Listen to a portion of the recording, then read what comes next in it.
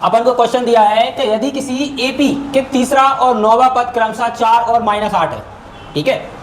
तो यहाँ पे समांतर श्रेणी जो है ना, उसका तीसरा पद है 4 और नौवां पद है 8, ठीक है। उसके बाद उसने पूछा है कि इसका कौन सा पद है वो शून्य होगा, ठीक है।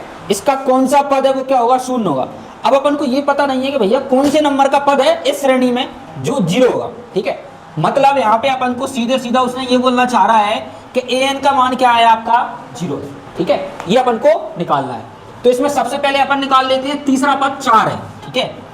a3 बराबर में कितना दिया है 4, ठीक है। इसको सॉल्व कर लो। a प्लस 3 माइनस का 1 multiply d equals to 4। a plus 3 में से 1 घटा दो, 2d बराबर में 4, समीकरण नंबर 1, ठीक है। इसके साथ अपन ने ये ले लिया। अब नौवां पद है वो कितना है, -8 है। तो अपन लिखेंगे यहाँ पे पुनः a9 बराबर -8, ठीक है।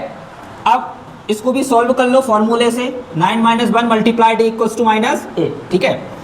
a प्लस 9 में से 1 घटा दो, 8d बराबर में माइनस, समीकरण नंबर आप लोगों ने यहाँ तक तो कर ही लिया होगा, ठीक है। उसके बाद आप लोगों ने लिखा होगा समीकरण 1/2 से, 1/2 से, ठीक है।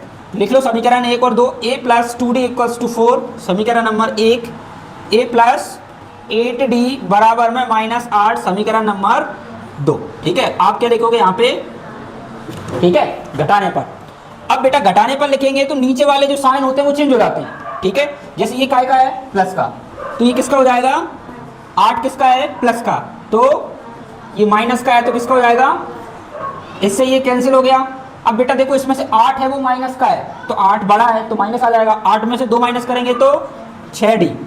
अब देखो बड़ी संख्या है वो प्लस में हो गई है, तो ये भी प्लस में है। 8 और 4 12। यहाँ से आपको d का मान निकालना है, ठीक है।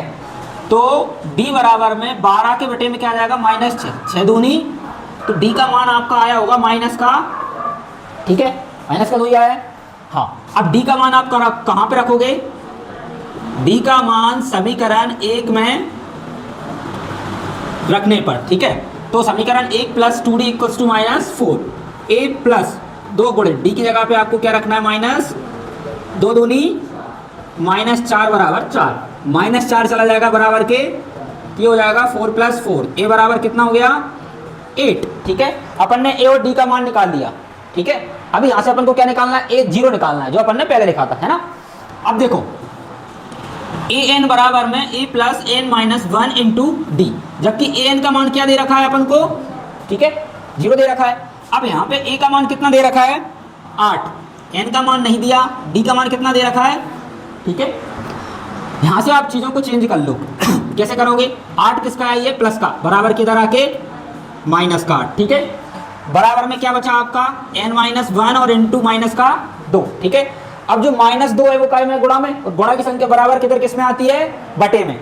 ये हो जाएगा -8/-2 बराबर में n - 1 माइनस माइनस 2 चौके तो 4 बराबर n - 1। n का मान निकालना है तो -1 को इधर भेज दो, प्लस का 4 और 1, आंसर आ गया, ठीक है।